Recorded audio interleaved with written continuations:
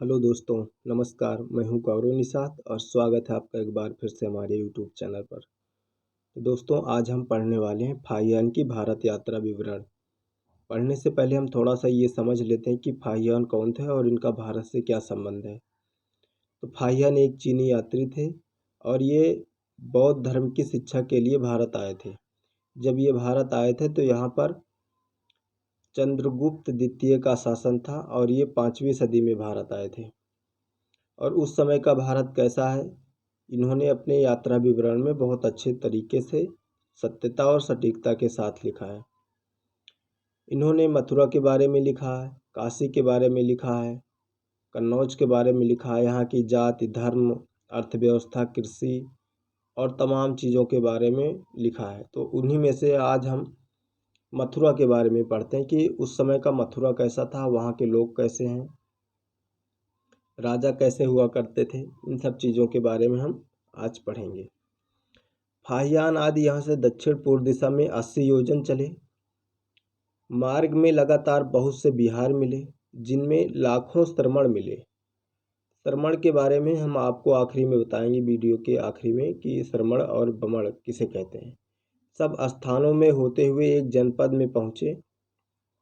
जनपद का नाम मताउला मथुरा था, यानी कि जो आज का मथुरा है उस समय ये मताउला के नाम से जाना जाता था। पूना नदी के किनारे किनारे चले। नदी के दाहिने बाएं 20 बिहार थे जिनमें 3 सहस्त्र से अधिक भिक्षु रहते थे।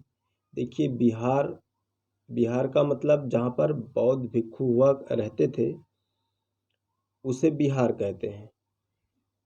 और सहस्त्र का मतलब यहाँ है कि हजार से है, यानी कि वहाँ उस बिहार में हजारों भिक्षु रहते थे, ऐसा फाहियान का कहना है। बौद्ध धर्म का अच्छा प्रचार अब तक है। मरुभूमि से पश्चिम हिंदुस्तान के सभी जनपदों के अधिपति बौद्ध धर्म अनुयायी मिले।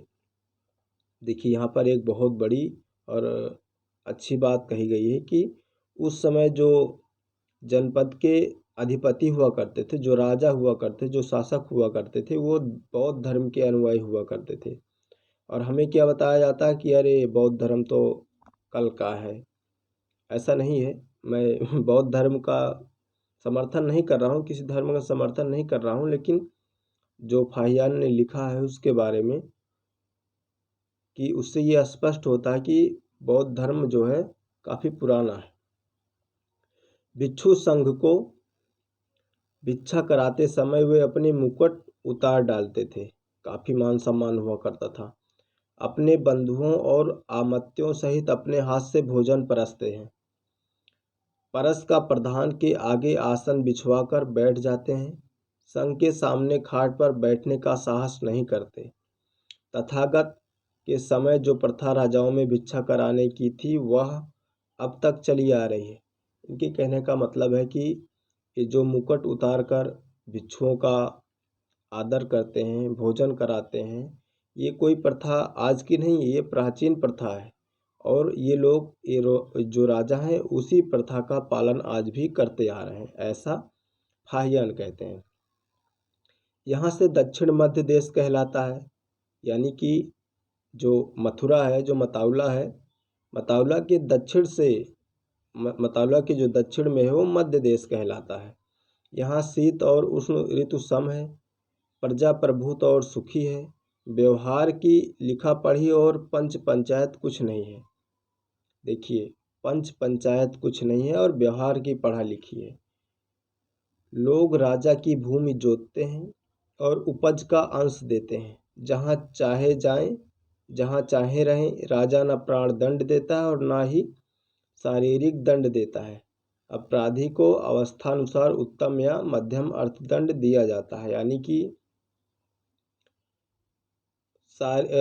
अवस्थानुसार, गरीबी अमीरी देखकर या उम्र देखकर उसको अर्थदंड लगाया जाता है। और प्राण दंड देने की व्यवस्था नहीं थी उस समय, यानी कि फांसी वांसी देने की कोई नियम कानून नहीं था। बार बार दस्युकर्म करने पर दायां हाथ काट लिया जाता है। दस्युकर्म मतलब जीव हिंसा करना, गौ हत्या करना और मछली पकड़ना, इस तरह के कार्य करने पर लोगों की हत्या करना, मानव हत्या करना, दायां हाथ काट लिया जाता था अगर कोई इस तरह का कार्य करता था। राजा के प्रतिहार और सहचर वेतन भोगी हैं। सारे देश में कोई आदिवासी न जीव हिंसा करता है, न मद्य पीता है और न लहसुन प्याज खाता है। देखिए, काफ़ी अच्छी व्यवस्था रही होगी उस समय, काफ़ी शांति रही होगी जिस समय से जिस हिसाब से ये बता रहे हैं। लहसुन प्याज खाने के बारे में हम थोड़ा सा आपको बताते हैं कि मैंने जब इत सिंह की भारत यात्रा पढ़ी तो उन्होंने ये लिखा है इत सिंह के लहसुन प्याज के बारे में कि लहसुन और प्याज ये कच्ची सब्जी के अंतर्गत आते हैं और भारत की जलवायु गर्म है और जब लहसुन प्याज कोई व्यक्ति खाता है तो उसके पेट में समस्या होती है, भोजन अपच हो जाता है, जलन होती है। इस कारण लोग लहसुन प्याज नहीं खाते। भले ही आज लोग तर्क दें कि नहीं ये राक्षस के विष्ठा से पैदा हुआ है या अमृत की बूंद से पैदा हुआ है, इस तरह की मैं किसी भी बात को मानता नहीं हूँ। हालांकि अगर आप मानते हैं तो ये आपका मत है, मानना अलग बात है, लेकिन जोइत सिंह ने अपना तर्क दिया है, मैं उसकी बात कर रहा हूँ। यहाँ दस्यु को चंडाल कहते हैं। दस्यु वही जो हिंसांग ने कहा है कि मल्लाह कसाई, जो मछली मारने वाले, काटने वाले, बेचने वाले और बकरा काटने वाले, ये लोगों को नगर के बाहर रखा जाता था, ऐसा हिंसांग ने अपने यात्रा विवरण में बताया है। वे नगर के बाहर रहते हैं और नगर में जब बैठते हैं तो सूचना के लिए लकड़ी बजाते हैं। देखिए, भारत में छुआछूत आज भी है, भले ही ज़्यादा वो ना हो, लेकिन आज भी आए दिन टीवी पर आप देखते होंगे, न्यूज़ चैनलों में लोगों एक जाति विशेष के साथ छुआछूत भेदभाव किया जाता है और ये हमारे देश में एक लंबे समय से छुआछूत और भेदभाव चलता आया है। तो जब ये गांव में आते थे, ये चंडाल का मतलब यहाँ पर निषाद से है। मनुस्मृति में चंडाल को निषाद से जोड़ा गया है, यानी जो दस्यु कर्म करते हैं, जो मछली पकड़ते हैं, उन्हें चांडाल कहा जाता है। और चांडाल का मतलब कोई भूत प्रेत राक्षस नहीं होता है। सूचना के लिए लकड़ी बजाते चलते हैं कि लोग जान जाएं और बचा कर चलें, कहीं उनसे छू न जाएं। जनपद में सुअर और मुर्गी नहीं पालते, न जीवित पशु बेचते हैं, न कहीं मद्य की दुकानें हैं। मद्य का मतलब शराब। और जनपद में सुअर और मुर्गी नहीं पालते। देखिए, उस समय भी सुअर और मुर्गी जनपद में नहीं पाले जाते थे। आज भी कुछ ऐसे गांव हैं जो लोग अपने गांव में सुअर और मुर्गी नहीं पालते और एक विशेष जाति के लोग ही अपने गांव में इस तरह की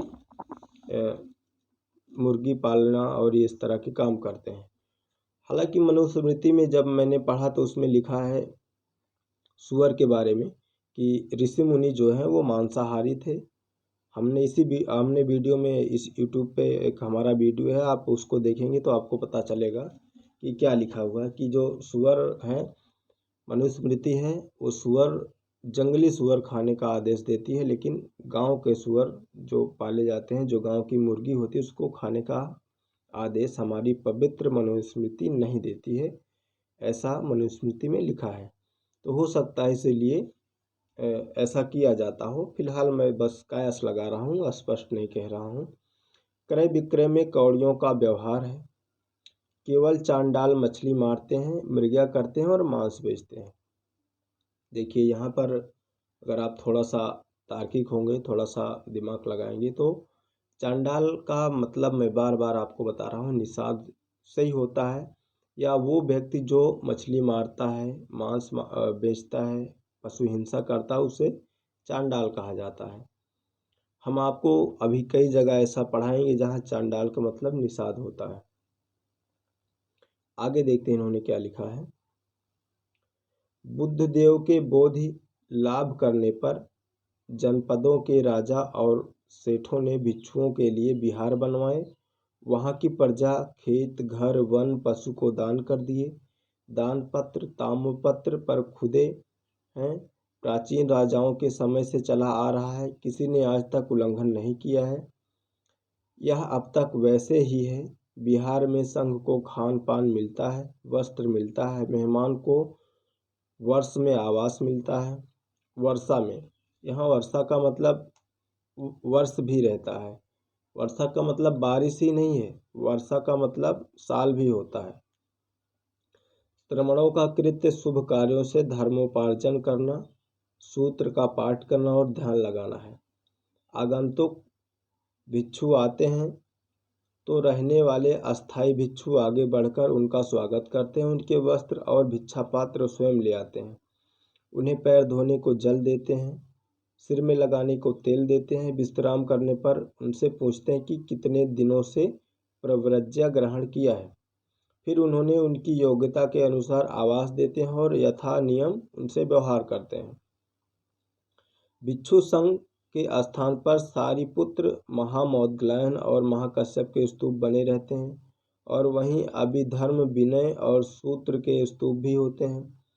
वर्षा से एक मास पीछे उपासक लोग भिक्षुओं को दान देने के लिए परस्पर स्पर्धा करते हैं कि भिक्षुओं को कौन कितना दान देगा। सब ओर से लोग साधुओं को पेय भेजते हैं। भिक्षु इस संघ से उस संघ आते जाते हैं, धर्मोपदेश करते हैं। फिर सारिपुत्र के स्तूप की पूजा माला और गंध से करते हैं। रात भर दीप मालिका जलती रहती है और गायन वादन किया जाता है। सारिपुत्र कुलीन ब्राह्मण थे। तथागत से प्रव्रज्या के लिए प्रार्थना की। महामौद्गलायन और महाकश्यप ने भी यही किया। भिक्षुणी प्रायः आनंद के स्तूप की पूजा करती हैं। उन्होंने ही तथागत से स्त्रियों की प्रव्रज्या देने के लिए प्रार्थना की थी। श्रामणेर राहुल की पूजा करते हैं। अभिधर्म के अभ्यासी अभिधर्म की, विनय के अनुयायी विनय की पूजा करते हैं। प्रतिवर्ष पूजा एक बार होती है। हर एक के लिए दान नियत है। महायान के अनुयायी प्रज्ञा पारमिता, मंजूश्री और अवलोकितेश्वर की पूजा करते हैं। जब भिक्षु वार्षिकी अग्रहार पा जाते हैं तब सेठ और ब्राह्मण लोग वस्त्र और अन्य उपस्कार बांटते हैं। भिक्षु उन्हें लेकर यथाभाव विभक्त करते हैं। बुद्ध देव के बोधि प्राप्ति काल से ही यह रीति, आचार, व्यवहार और नियम अविच्छिन्न लगातार चले आते हैं। हियंतु उतरने के स्थान से दक्षिण हिंदुस्तान तक और दक्षिण समुद्र तक 40-50 हजार ली तक चौरस भूमि है। इससे कहीं पर्वत, झरने नहीं है, नदी का ही जल है। देखिए, ये शायद बात कर रहे हैं गंगा के मैदानी भाग का। तो फाहियान ने अपने भारत यात्रा विवरण में जो कुछ भी लिखा है, मैं बस आपको वही पढ़ा रहा हूँ। मेरा मकसद किसी की भावनाओं को ठेस पहुँचाना बिल्कुल नहीं है। मैंने इसमें से अलग से कुछ भी जोड़ा नहीं है। जो कुछ है बस मैं आपको वही पढ़ा रहा हूँ। अगर वीडियो अच्छा लगा हो तो आप लाइक कीजिए, सब्सक्राइब कीजिए और अपना बहुमूल्य समय देने के लिए आपका बहुत बहुत धन्यवाद। ये यात्रा विवरण का पहला वीडियो था। मैं आपको दूसरा वीडियो ले आऊँगा और एक सीरीज ले आएंगे।